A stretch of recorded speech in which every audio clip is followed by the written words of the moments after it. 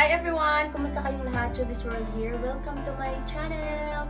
Yan. So for today's video, I will be doing a haul again from Kmart na naman. Ito ay pang padala sa Pilipinas ng aking pamilya.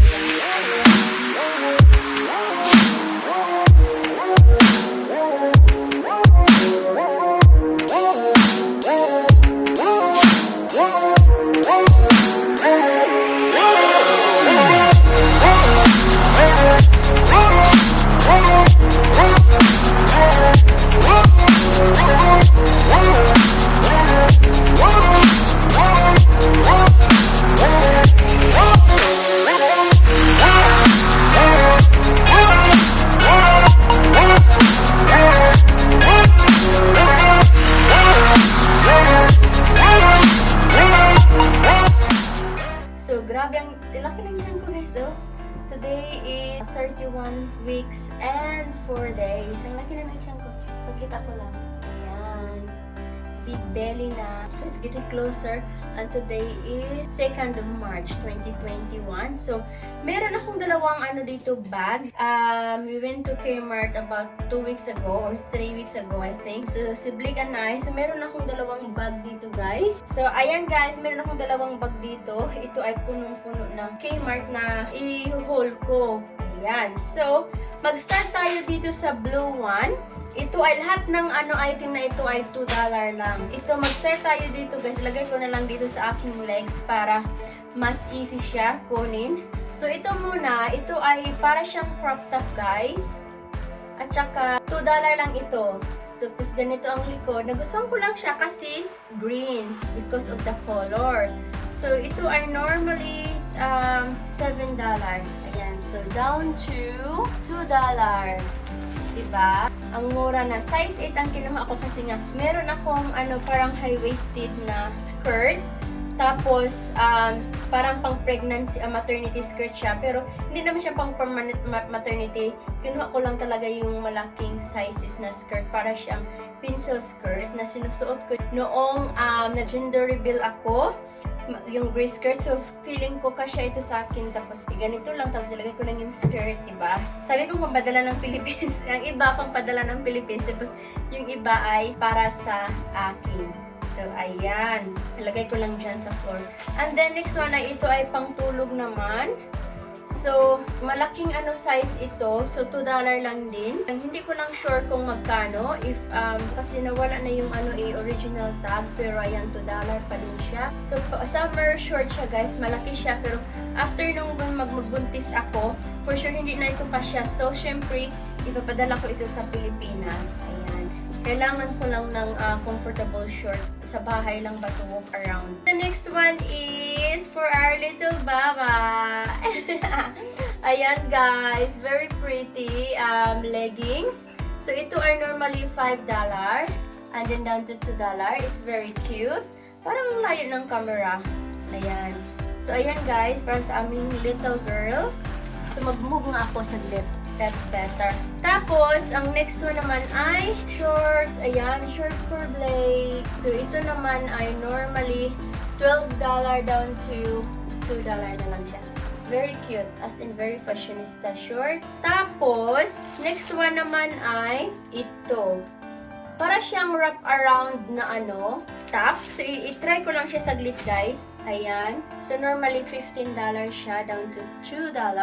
And it's a size 12 kasi nga, buntis ako. So, I used to be size 6. Pero, iwan ko is this for, hindi ko alam kung for kids ba to. Pero, some size 12. Parang kids ata to. Size 12 na kids kasi very tight dito sa akin. So, here we go, guys. Ayan. Kasi nga, tight kasi meron naman akong ito. Dapat, I'm too lazy to take off my dress. Ay, grabe, open. Very open siya. So, ayan siya, guys. I-wrap natin. Pag ganun na siya. So, parang ganito. Para lang may idea ko. So, i-ganun siya. Tapos, meron din siyang, belt. So, parang grabe, makikita. Makikita ang aking mga stretch mark nito. So, ayan. So, ipadala ko na lang ito sa Philippines para hindi ito kasya sa akin. Luckily for me, ang dami kong mga kapatid na babae doon. Tapos, meron pa akong mga kapatid, mga pamangkin na babae, mga ganun. So, guys. Very big saving siya. Grabe. Nung nabili ko ito, hindi pa kasing laki yung chan ko. Kasi filinggera lang ako. Kasya pa yung maliit. In my dream lang pala yun. Ayan. So, ito, next one naman ay, meron pa akong mga stuff dito. Hindi ko muna ipapakita kasi I will do baby shower haul, yung parang mga materials that I need. So, ayan, ito, I really love it. As in, maganda siya talaga, oh. Normally, ano siya, size 6. Normally, 7 down to $3 naman ito. Ayan. Sobrang makapal ang material niya, guys. Ipadala ko yan sa Pilipinas ng aking mga kapatid na they need it more than me, I mean. So, the next bag, ito naman, the next bag ang ating pangpatulog ni Blake. Ayan, very soft material. $2 lang din ito. And then, hindi ko sure kung magkano normally. Kasi, wala siyang, na walang price. Original price. So, $2 lang ang nakalagay. So, as in, it's really good material kasi. And it's so cute. I love the, talaga, design. Very bold talaga siya. So, ayan. And also, guys, good thing about Kmart is, mura na.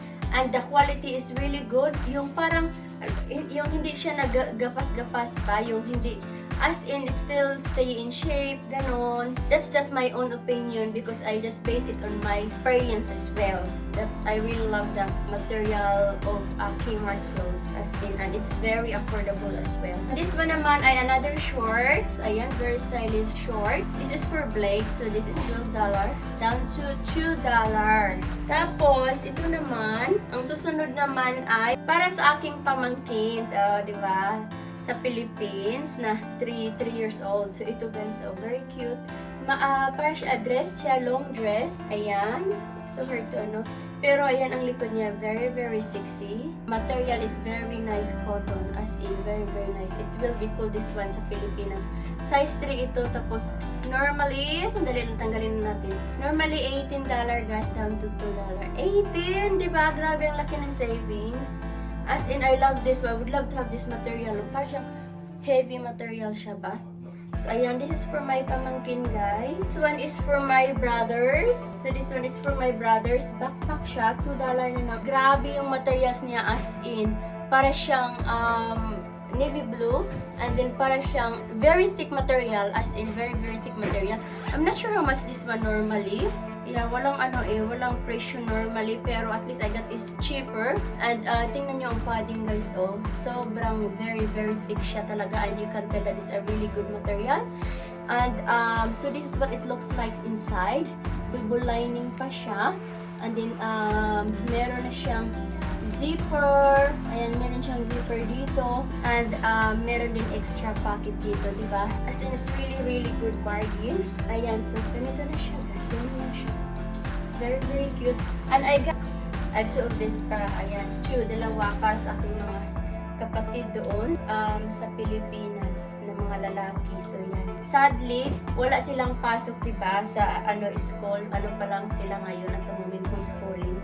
So, yeah, hopefully, mawala na itong pandemic para back to normal na sila. Hindi can use that pag school niya. Pero, magagamit nila yan for sure. The next one is this one naman, guys. Ipapadala ko to sa Philippines, sa aking kapatid. Pero iniisip ko, baka i-keep ko na lang. I will think about it. Ang nagustuhan ko lang kasi, ayan na siya. Medyo malaki siya eh. Medyo may palakihan siya, guys. Oh. Medyo tingnan niyo. O, diba? Ang nagustuhan ko lang is kung kasi plano kong mag-school someday. Ako malaki na ang aking mga junakis. Tapos ito ay very good idea kasi meron na siyang laptop. Diba? Lagayan na ng laptop. Tapos meron pa siyang extra pocket for your charger. Naka-attach pa to eh. And then, ayan, ito yung naman. Very nice. As in, very thick padding as well to support your laptop para hindi siya ma-damage. So, ayan na siya, guys. Ang ganda ng niya. Very nice. Parang siyang leather talaga yung material niya. I love it. And also, the color is dark emerald green. And the last one is ito. Bag. O, diba? $2 lang din ito, guys. As in, nasaan na yung, parang, ang tawag dito? Sticker dito, $2. Pero tapos, ang ganda na guys, oh. So, ganito siyang itsura. Pwede mo siyang di ba ang social, tingnan, for $2. Hindi ko lang sure kung how much this one normally, original price. Pero pwede mo siyang i-ganon, i-shoulder, or pwede mo siyang i-sling bag. So, ayan. Di ba ang cute niya, guys? Pwede mo siyang i-sling bag. And then, para talaga siyang pure leather. Hindi nyo lang makita yung color. Pero ang color niya parang brownish, light brown. As in, very light as well. So, ito yung material niya sa loob. So, ayun na guys, itatry natin ito. So, ito yun yung itsura niya kapag sarado lahat. Sarado lang. Pero ang cute niya, no? Very, talaga siya social, tingnan. And, kaibigay ko to kay Jasmine or kay, basta ang dami kong mga kapatid na they all need a bag. So, ito guys, pero ito yung niya, binuksan ko na. That's what it looks like inside. Double lining din siya. Nice material as well. Tapos, meron ding zipper dito. And then, extra pockets for your phone, ganon. As in, very talaga siya, guys. I'm not sure how much it is. Wala kasing nakalagay eh. Pero, ang bag na ito, guys, normally, ayan, $20 pala. $20 ito.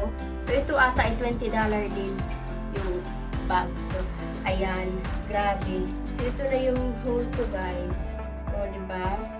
Ang cute. So, that's all for today's video, everyone. I hope you enjoy watching my video. And, ayun, sobrang, talaga, ako ay very, I'm a very big fan of thrift shopping. Thrift shopping, basta, tawag dito yung mga murahin. Every time I go to Kmart, I always go to the back door because they always, not back door, near the change room. Doon nila ilagay yung mga big rack of, tawag dito, yung parang $2, everything is $2, ganun, as in. Kaya ayun, nakakatawang mag-shopping at saka ang laki ng na-save ko din, di ba? Sobrang lang ito, ilagay ko ang total dito kung kano ang nabayaran ko, nawala na ako sa track. So yun, thank you everyone for watching. I hope you enjoyed this video and as in, thank you very much for your never-ending support. I truly appreciate you all. Sa lahat ng mga nagsusupport pa din sa aking channel, sa lahat ng mga nanonood ng channel ko, ng aking videos. Thank you also very much. Ayan, may nag-open na sa door. And, yun lang guys. God bless everybody. I'll see you next time. If you are new to my channel, please don't forget to subscribe, like, and share. Bye! See you next time. You wanna say hello? Wait, say hi everybody! Say hi everybody! Hi. Thank you for watching. I love you. Don't forget to subscribe, like, and share. Bye!